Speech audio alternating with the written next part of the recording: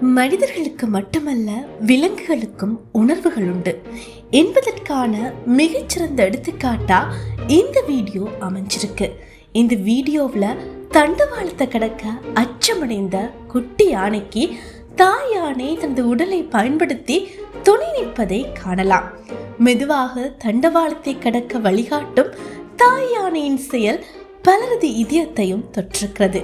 பாதுகாப்பும் அக்கறையும் நன்கு பிரதிபலிக்கும் இந்த தாய்மையின் செயல் நெஞ்சை நெகிழ வைக்கிறது. தற்போது இந்த வீடியோ இணையத்தில் வைரலாக பரவி வருகிறது.